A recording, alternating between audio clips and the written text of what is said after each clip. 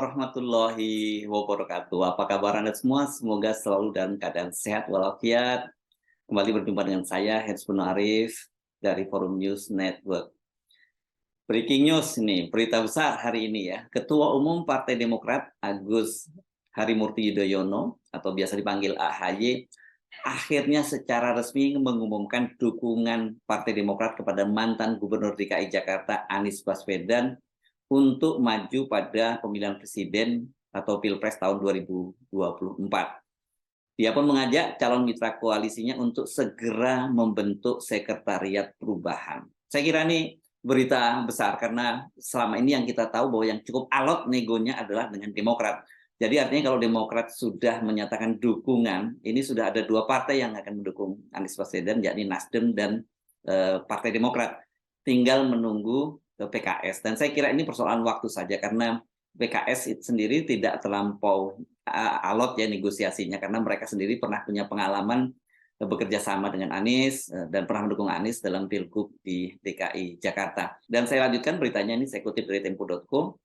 AHY menyatakan kerja tim kecil koalisi perubahan mendekati tahap final. Dari pertemuan intens yang dilakukan partainya, Partai Nasdem dan Partai Keadilan Sejahtera, selama 6 bulan belakangan, dia menyatakan cukup bagi Demokrat memutuskan pilihan penting dan fundamental menghadapi pemilu 2024 dan Pilpres 2024. AHY menyatakan ketiga partai tersebut sudah satu pandangan untuk mendukung Anies sebagai calon presiden atau bakal calon presiden. Adapun terkait bakal calon presiden, baca pres, sudah ada kesamaan cara pandang dari ketiga partai untuk mengusung Anies Baswedan sebagai baca pres 2024. Itu kata AHY dalam pernyataan tertulisnya itu hari Rabu tanggal 20 2023 ya. Menurut AHY, Anies Baswedan merupakan sosok yang dapat memberikan perubahan dan juga perbaikan. Bagi Demokrat, Mas Anies adalah tokoh perubahan dan perbaikan, ujarnya. Pengusungan baca wapres dari calon mitra koalisi merupakan hal yang wajar. AHY pun menyinggung terkait bakal calon wakil presiden baca wapres yang akan mendampingi Anies pada kontestasi Pilpres 2024.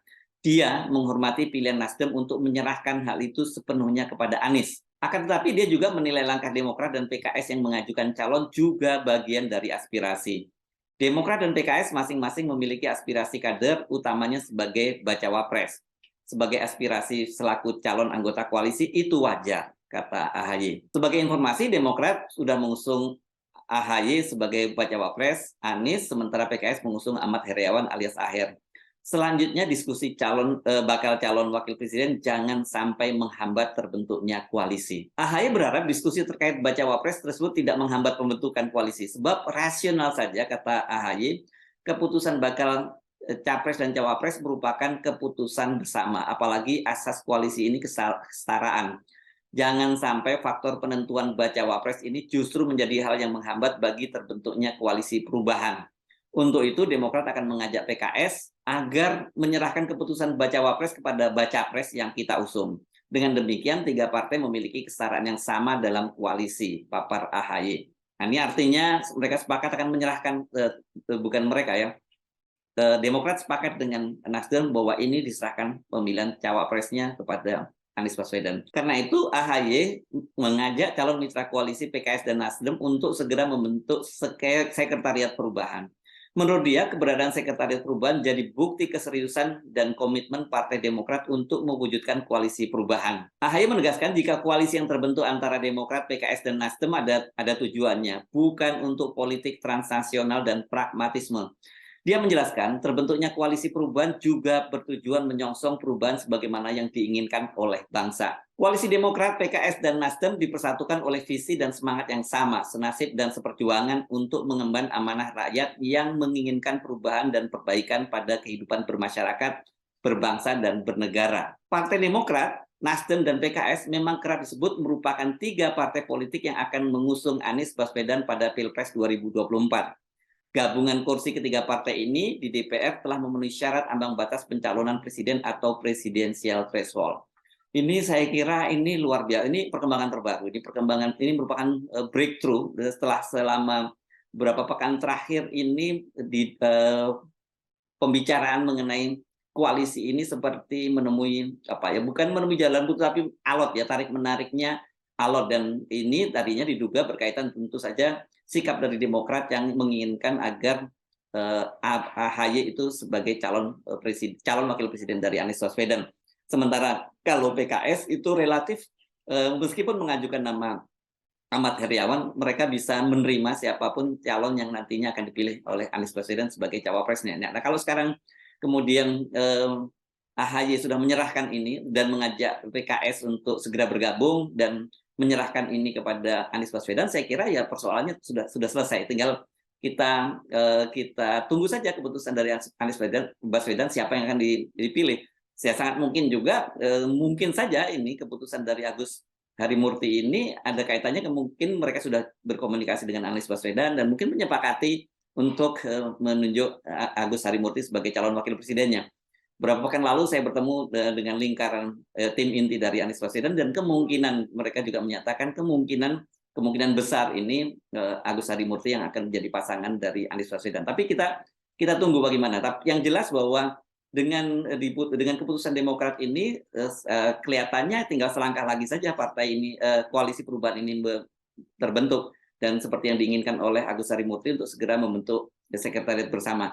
Dan saya kira ini menarik kalau kemudian 3 partai ini segera sepakat untuk mengusung Anies Baswedan, ini akan mendorong koalisi-koalisi partai lain untuk segera mengumumkan siapa calon presidennya. Dan yang paling penting bagi kita tentu saja dengan kesepakatan dari Nasdem, Demokrat, dan nanti disusul oleh PKS ini menjadi semacam terobosan. Karena apa? Karena kita tidak membayangkan lagi bahwa Pilpres yang akan datang itu hanya diisi oleh 2 pasang calon, atau sebenarnya calon tunggal saja yang sebenarnya itu koalisi dari partai-partai pemerintah. Seperti kita ketahui kan partai pemerintah ini sebelum Nasdem itu menyebal atau keluar dari koalisi, meskipun secara resmi belum keluar dari koalisi, kan partai-partai pemerintah sudah menguasai 81,9% kursi di DPR. Jadi dengan komposisi semacam itu dan menyisakan PKS dan Demokrat di luar partai pendukung pemerintah sebagai partai oposisi, praktis 2 partai ini tidak bisa mengusung calon sendiri. Artinya ya partai pengusung pemerintah ini tinggal baku atur saja antara mereka. Nggak mungkin kalau mereka mengusung calon tunggal lawan kotak kosong, tapi mungkin cuma ada 2 calon saja. Dengan cara begitu tinggal diatur siapa calon yang nanti pasangan capres dan cawapres yang akan menang dan siapa yang akan dikalahkan. Dan nanti seperti skenario Pilpres 2019 ketika kalah, pasangan ini juga langsung masuk ke dalam kabinet seperti yang terjadi pada Pak Prabowo dan Sandiaga Uno sebagai rival dari Pak Jokowi dan Kiai Ma'ruf Amin.